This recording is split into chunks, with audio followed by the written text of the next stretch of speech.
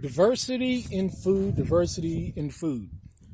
We just now got to finish processing about 3 deer, and I'm going to probably process about 2 or 3 more before the season is out, due to the fact that when Saints roll through, I like to send them off with a whole bunch of food because we can't process or eat 6 deer, but we got plenty of food.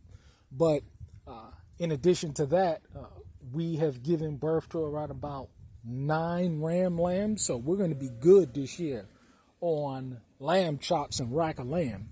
But in addition to that, storing food, rice, beans, things of that nature, what I also like to do also is to store long-term food supplies. And this goes back to the diversity in food, because it's not only can we successfully grow all our own veggies and fruits, we can also raise our own meat and store our own meat. But I diversify when it comes to long-term food storage. And what we have here is a 20-year survival food kit. It will feed, it's about 274 servings. It'll feed a family. And 20 years shelf life, just like add water. And this will feed a family for 90 days. And so what I do is I store at least 3.5 years worth of this stuff because in an event that you got to go, this is like 3.5 years worth of food that I can take with me relatively quickly if I had to bug out and go somewhere or something like that. But this is some good stuff, and it doesn't have any pork in it. And this is stuff that I will eat and that everyone will eat. So long-term food storage, I mean, it is critical.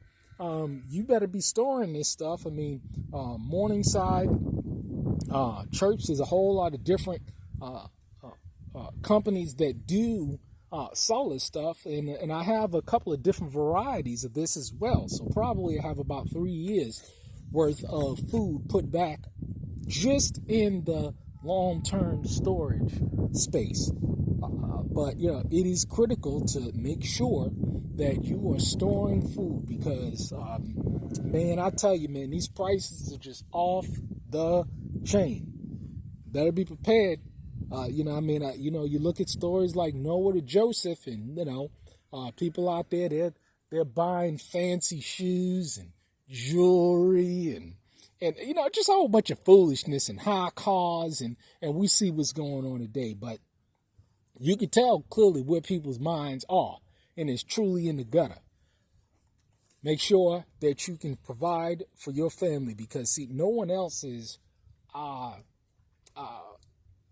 required to provide for you and your family when you did not take the necessary steps in order to provide for yourself. I'll give you a perfect example. What if I didn't have anything? What if I lost out on everything? A person would clearly see that I was serious about the notion of storing up food, because we just got a tornado out here in western Kentucky, and you never know what's going to happen. And the grid is still quote unquote up, but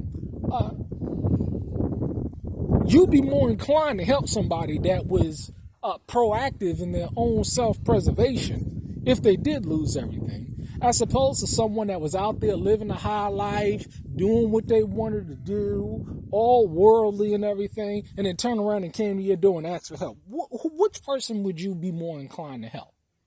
I'd be more inclined to help someone that was proactive and that lost everything through no fault of their own, as opposed to a person that I clearly saw out there in the world living a high life, not doing what they needed to do in order to preserve themselves and their family.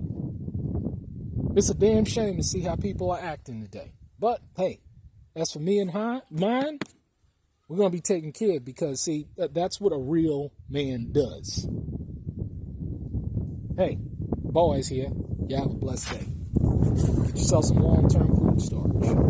Shalom.